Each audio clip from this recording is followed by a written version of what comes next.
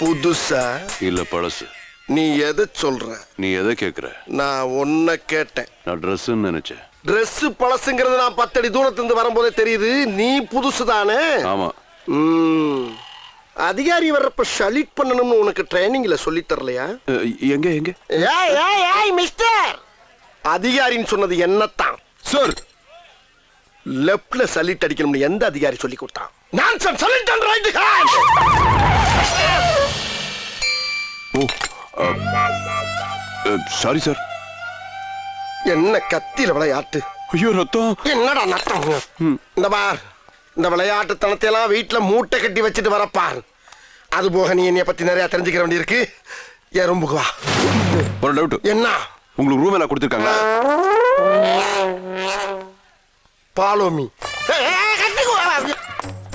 ரொம்ப டெக்னிக்கலா எய்ம் பண்றானே.